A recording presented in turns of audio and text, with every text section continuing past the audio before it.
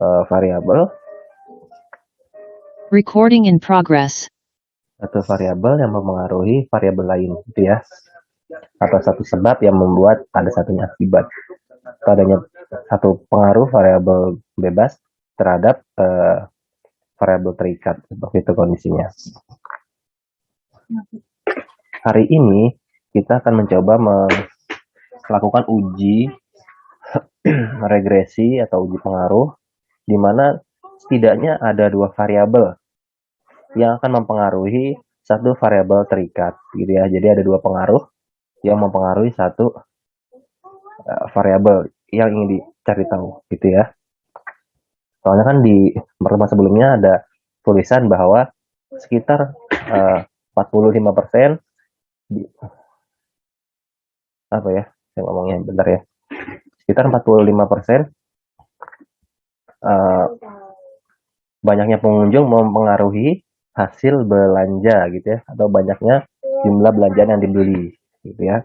Nah, dari 45% itu maka ada sisa sekitar 55% variabel lain atau faktor lain. Nah, sekarang kita akan mencoba mencari tahu variabel-variabel lainnya. Jadi gitu ya. Kalau kemarin kita hanya satu, sekarang lebih sedikit ditingkatkan levelnya. Jadi ada dua variabel terikat yang akan mempengaruhi dua variabel bebas yang akan mempengaruhi satu variabel terikat. Sebentar saya buka filenya.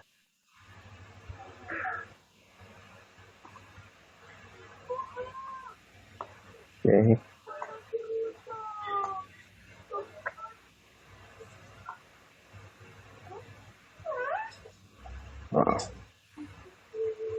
Oke, saya izin share screen.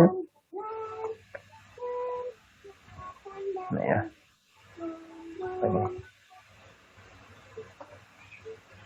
Oke. Saya mengajarkan kalian untuk mengaduk regresi ini sederhana ini menggunakan diktatnya Prof. Imade Yuliara gitu dari Udayana. Nah, seperti ini. Tahun 2016 kira-kira seperti itu. Oke. Penamaan saya lewatin. Nah, masuk ke materinya atau penjelasan atau definisi dari regresi linear berganda ini sendiri. Jadi, regresi linear berganda merupakan model persamaan yang menjelaskan hubungan satu variabel tak bebas atau satu variabel terikat atau yang bisa dianggap respon dalam kurung Y, nanti lambangnya berarti Y besar gitu ya, dengan dua atau lebih variabel bebas atau prediktor. Nah, jadi nanti kita belajar sederhananya untuk yang dua variabelnya dulu. Nanti untuk 3 variabel dan 4 variabel dan seterusnya itu kalian bisa kembangkan sendiri. Nah, jika variabel ada sebanyak n, maka nanti x-nya bukan hanya x1 saja. Jadi nanti ada sampai ke xn gitu ya. Apa sih tujuan dari uji regresi linear berganda ini? Gunanya untuk memprediksi nilai variabel terikat apabila nilai-nilai variabel bebasnya sebanyak yang diketahui gitu, n gitu ya. Di samping itu juga untuk dapat mengetahui bagaimanakah arah hubungan variabel bebasnya dengan variabel bebasnya tersebut. Nah, persamaan matematikanya menjadi seperti ini. Kalau kemarin persamaan persamaan regresi linearnya hanya y sama dengan a plus bx aja gitu ya, tanpa ada angka 1 dan seterusnya. Lalu sekarang karena variabel ada banyak, maka nanti persamaan regresi linearnya menjadi seperti ini. Nah, seperti ini ya jadinya. Jadi Y sama dengan A plus B1X1 ditambah B2X2 ditambah sama dengan ditambah titik-titik terakhir Bn Xn. N ini banyaknya variabel bebas gitu ya. Keterangannya sama seperti yang kemarin. Y-nya merupakan variabel terikat atau variabel tak bebas atau nilai yang variabel ingin kita prediksi. A-nya adalah konstanta regresinya. Lalu B-nya itu baik B1 sampai ke Bn adalah nilai koefisien regresinya. Lalu X1 sampai ke Xn itu merupakan variabel bebas atau prediktor gitu ya. Nah, kita akan mencoba mulai dari yang lebih rendah, yang lebih simpel. Bagaimana bila terdapat dua variabel bebas?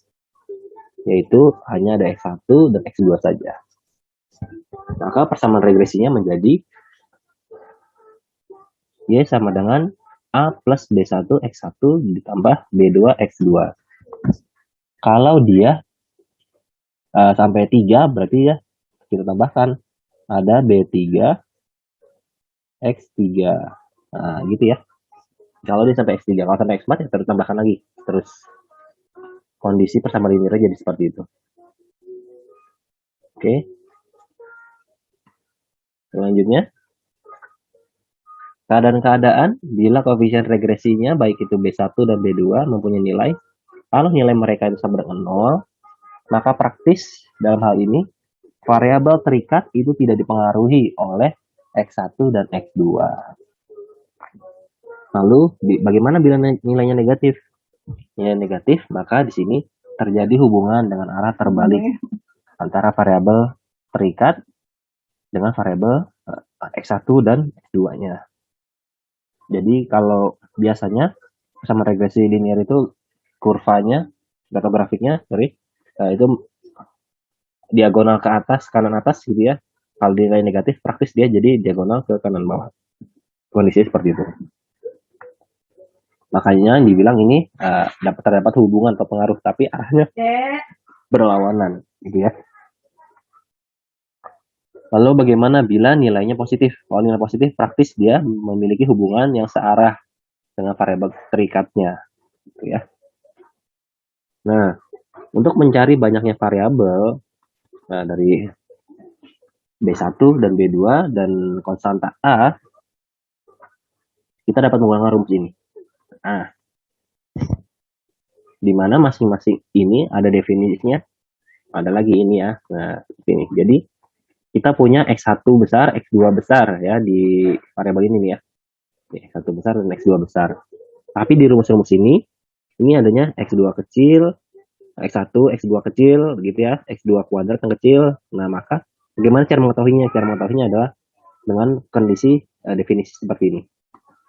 Jadi jika ada sigma X1 kecil yang dikuadratkan, maka nilainya itu sebanding dengan sigma X1 yang besar dikuadratkan, dikurangi dengan sigma X1 yang dikuadratkan dibagi N. Nah, seperti itu ya. Dan seterusnya. Maaf ya, napas saya nggak banyak. Lalu ada juga menggunakan metode alternatif, yaitu menggunakan metode matriks. Dan ini saya lewat aja ya, kita menggunakan metode yang standar saja. Oke.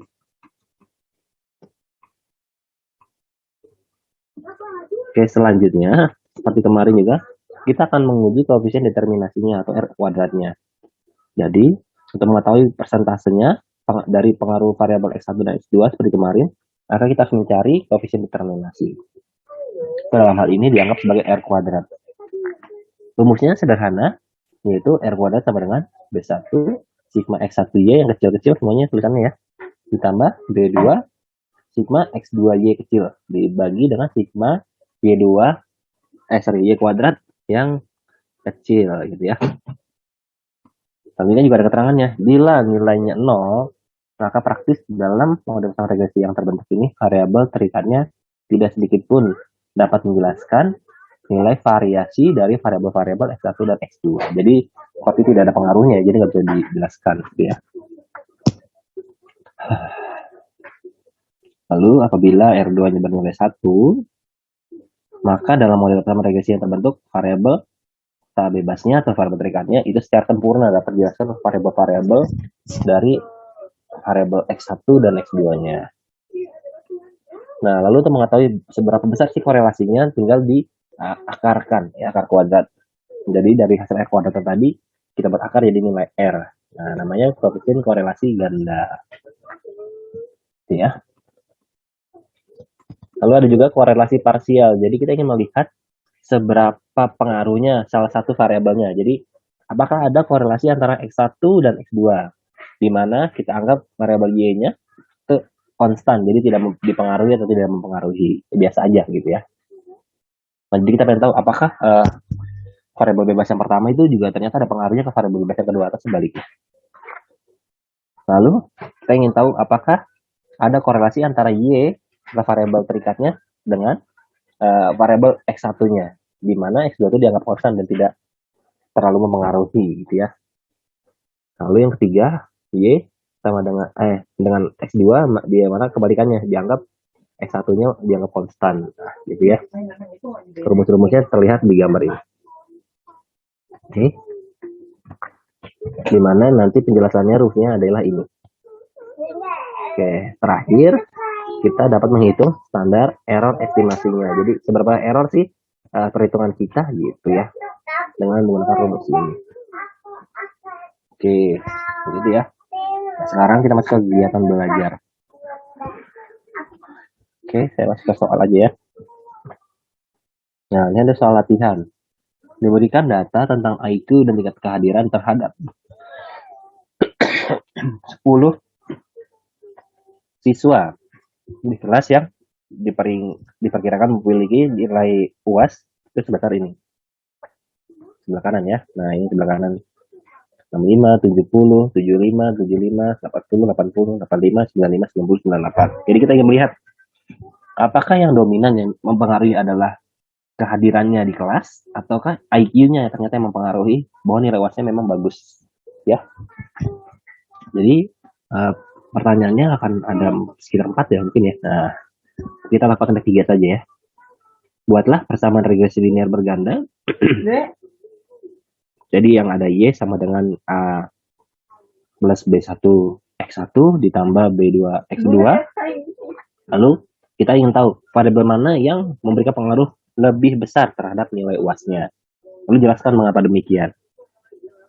Lalu berapa koefisien determinasinya? Kalau bisa diinterpretasikan atau dianalisis. Kondisinya seperti itu ya. Oke, bahkan lihat dari ini, maka kita akan coba bekerja di software Excel gitu ya. Nah, ini sudah saya buat. Sebenarnya ini juga tes modul. Nah, oke. Sudah saya buat seperti ini kondisinya. Ini ada X1, ini X2, ini Y, gitu ya. X1 di modulnya itu dianggap sebagai tingkat kehadiran siswa. Nah, ini ya presentasinya. Tingkat kehadiran siswa. Lalu X2 itu dianggap sebagai IQ-nya. Nah, lagi kita ingin melihat apakah memang nilai Y ini atau nilai UAS ini dipengaruhi oleh IQ ataukah tingkat kehadiran. Kondisinya seperti itu. Oke. Ini tulisannya dia susunannya di tabel seperti ini X2 X1, lalu saya coba rapikan ya. Ini X1 dulu. Lalu ini X2. Y. Nah, gitu ya di datanya. Oke, pertama tugas kita adalah membuat persamaan regresi linear berganda. Maka kita akan coba lihat rumusnya apa saja yang dibutuhkan untuk membuat persamaan regresi linear berganda. Oke, untuk membuat regresi linear berganda, maka kita harus mendapatkan nilai A, B1, dan B2. Gitu ya. Selanjutnya, bagaimana cara mendapatkan B1, B2, dan A? Maka kita menggunakan rumus ini. Oke. Di persamaan A, di dalamnya ada tulisan B1 dan B2. Maka kita tidak bisa menghitung kalau belum dapat nilai B1 dan B2-nya. Oke, seperti itu ya. Oke. Selanjutnya, saya mencoba memasukkan nilai-nilai di definisi yang ini. Di mana definisi ini adalah membantu dalam mengerjakan rumus yang ini. Jadi sebelum masuk mengerjakan rumus ini, kita kerjakan dulu definisi yang ini. Jadi sigma X1 kuadrat ini sama dengan sigma X1 yang besar dikuadratkan dikurangi dengan sigma X1 besar dan dikuadratkan dibagi dengan banyaknya sampel atau N. Saya tulis di sini. Nah, gitu ya. Ini tidak tambah sigma ya. Saya tulis langsung angka saja. Keterangannya aja. X1 kuadrat yang kecil gitu ya. Nih X-nya kecil. Rumusnya juga sama. Udah nih. F12. Nah, F12 adalah ini. F12 adalah ini. X1 kuadrat yang 73.075. Oke. Dikurangi dengan nilai X1 yang dikuadratkan. X1 yang dikuadratkan adalah ini, 845 kuadrat dibagi 10, gitu kan, total ada 10 di sini. Kita lihat. Ya. Hasilnya adalah 1672,5, ya. Oke. Lalu selanjutnya kita mencari X2 yang kecil yang dikuadratkan. Terus seperti itu.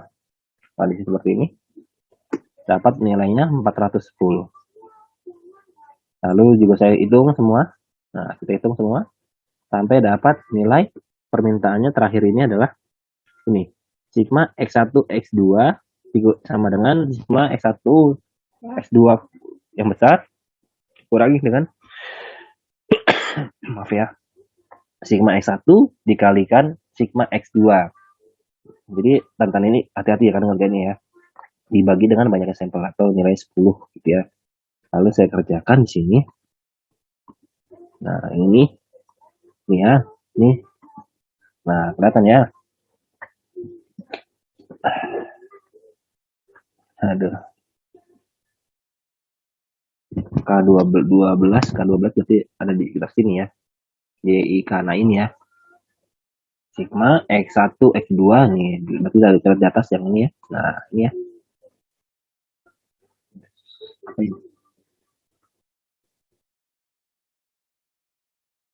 Oke. Jadi nggak berubah ya maksudnya ya. Oke, sudah kita dapat semua. Maka nilainya kita masukkan untuk mencari nilai B1. Nah, untuk mencari B1, ini B1 ya, di variabel ini. Nah, yang ini. Maka kita akan cari tahu dulu nilainya. X2 yang kecil yang dikuadratkan hasilnya berapa dikalikan dengan X1 kecil kali Y kecil. Ya, X1 Y kecil maksudnya.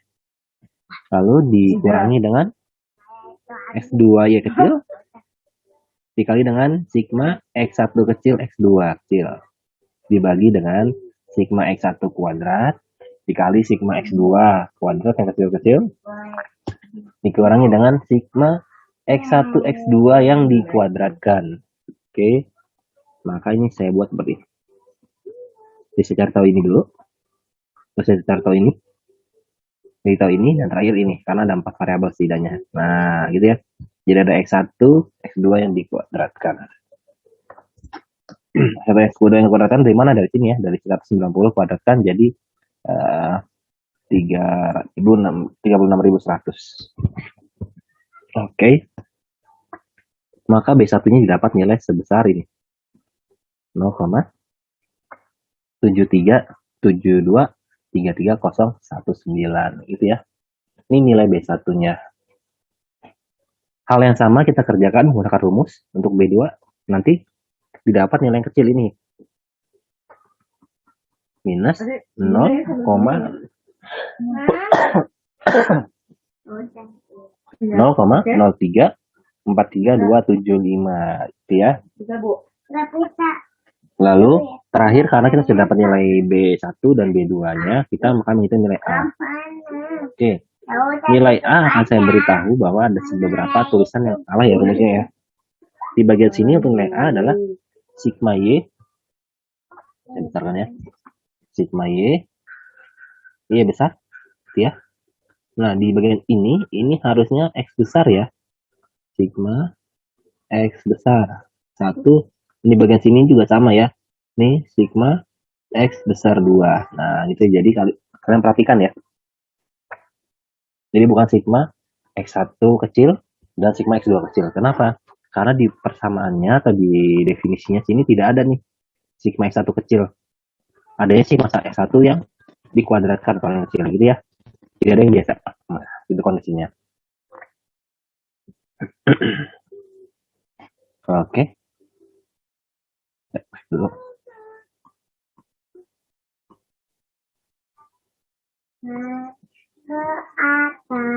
Nah, oke. Jadi perhatikan ya, ini ada variabel harus kita ganti dengan sigma X1 besar dan sigma X2 besar. Nanti Nilai A-nya didapat 23,05445449. Oke. Nah, saya mendapatkan ini, B1-nya ini, B2-nya ini, nilai A-nya ini. Lalu saya coba cek, untuk hasil yang diberikan di modul, gitu ya. Hasil yang diberikan di modul itu ternyata hasilnya berbeda dengan hitungan kita. Nah, ini ya, dilihat ya. 25,047 ditambah 06705 X1 dikurangi 0,00343 dikalikan X2, karena sama regresi seperti ini jadinya. Lalu apakah perhitungan kita salah? Nah, setelah saya cek dengan perhitungan yang kemarin yang menggunakan Excel langsung gitu ya, maka perhitungan kita tidak ada yang salah ya. Nah, ini kita dapat nilainya. Ini nilai A, ini nilai B1, ini nilai B2. Nah, ini begininya. Tadi saya juga pertamanya khawatir kok gambar saya bisa salah gitu ya. Nah, pada hitungannya ada hitungan manual Excel yang menggunakan mesin gitu ya. Ternyata memang di modulnya salah mencantumkan saja gitu ya. Jadi dalam hal ini kita bisa mengetes apakah memang modulnya memberikan jawaban yang benar atau tidak. Jadi biar nggak langsung percaya begitu aja gitu ya. Berdasarkan hal tersebut, maka kita sudah bisa mendapatkan jawaban nomor 2-nya, di mana dilihat dari regresi B1 itu lebih besar dibandingkan regresi yang di B2. Ini menandakan bahwa kehadiran kelas sangat mempengaruhi persentase kehadiran kelas atau kehadiran kelas itu lebih berpengaruh dibandingkan IQ gitu ya. Bisa jadi mungkin kalau di dalam penelitian ini dikatakan bahwa muridnya pintar tapi jarang masuk gitu ya. Kata ada informasi yang kelewat, akhirnya nilainya kecil, kayak gitu kondisinya. Bisa jadi ya. Oke. Selanjutnya kita akan menghitung koefisien determinasinya atau R kuadratnya. Berapa nilai R kuadratnya? Nilai kuadratnya kita menggunakan rumus yang tadi. Yang ada di bagian ini. Ya. Nah, R kuadrat ini. Ini cukup sederhana. Kalau R kuadrat itu B1 kecil, B1 sigma X1 kecil kali Y ditambah B2 dikalikan sigma X2Y yang kecil-kecil dibagi dengan sigma Y kuadrat yang kecil. Maka nilai R-nya di Excel kita adalah ini. Ini nilai R-nya. Nah, ini ya rumusnya. Nah, jadi nilai ini B1 gitu ya, B1 itu adalah ini di atas. Nah, 0,73 7233019 dikalikan X1Y. X1Y yang mana? X1Y adalah yang bagian ini. Nah, X1Y yang ini. Yang 12.226,5 ditambah dengan B2 dikalikan X2 kecil Y kecil gitu ya. Jadi bawahnya 126 dibagi dengan sigma Y kuadrat yang kecil. Sigma Y kuadrat yang kecil di atas ini. Nilainya 1032,1. Dari perhitungan tersebut kita mendapatkan nilai R kuadratnya adalah sebesar 0,87190299. Ini sudah sama dengan ini. Saya tambah lagi ya. Nah, sama dengan hitungan di Excel-nya. R kuadratnya. Maka tinggal menghitung berapakah nilai multi per R-nya atau korelasi gandanya. Nah, yang maksudnya yang ini. Nah, korelasi gandanya mana? Korelasi gandanya gampang ya, berarti tinggal di akar kuadrat aja ya. Maka jawaban yang tadi yang R kuadrat. Nah, yang ini tinggal saya berikan rumus SIRT atau akar dari yang bagian atas ini. Ini I 28 ini ya di sini ya. Nah, kita dapat nilai 0,933757436. Nilainya ini. Nah, ini ya. Jadi ini sudah sama semua. Ya. Jadi kita sudah bisa mengetahui Persentasenya berarti ini nilainya setidaknya sekitar 87%.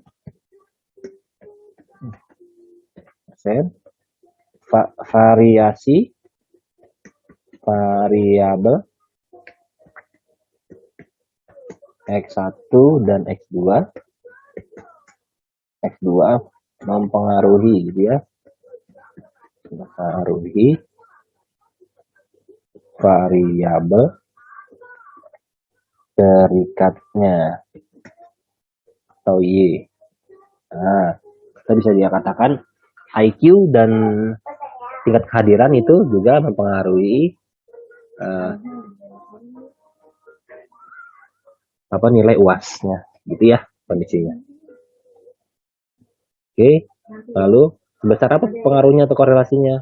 Sebesar 93 gitu ya.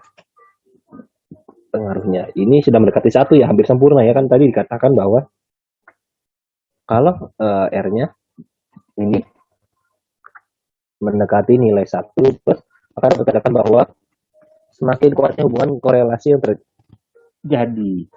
Nah, gitu ya. Oke. Jadi mau hasil nanti plus 1 atau menuju ke 1 atau menuju ke min 1 itu juga menandakan semakin kuatnya pengaruh atau hubungan yang terjadi antara X1 dan X2 terhadap variabel Y-nya. Oke, gitu ya.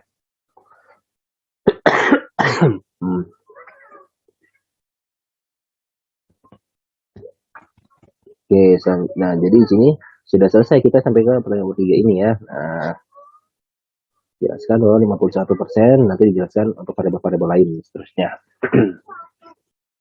Oke, sampai sini ada pertanyaan?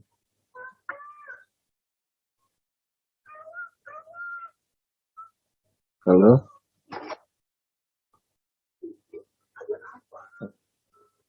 Ini lancar ya, nggak ada pertanyaan dari kalian ya. Oke, maka tugas kalian adalah mengerjakan ini. Nah, ini datanya hanya 10, ini saya tambahkan jadi 20. Tolong kalian kerjakan sampai ke variabel R-nya ini. Nah, jadi dapat nilai B1, B2, A, dan R kuadratnya gitu ya. Patokannya dari mana? Patokannya nanti dilihat dari fungsi. Data analisis.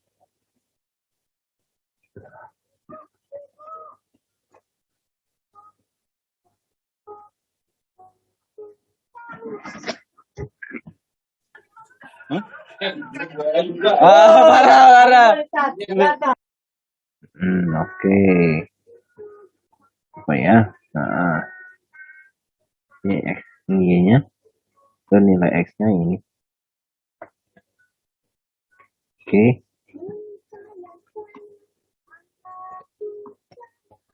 Nah, kita tinggal memilih bagian yang akan menampilkan hasilnya di sini aja.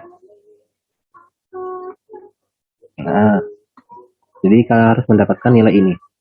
Nilai A-nya adalah 47, nilai B1-nya adalah 0,4477, dan nilai X2-nya adalah minus 0,56.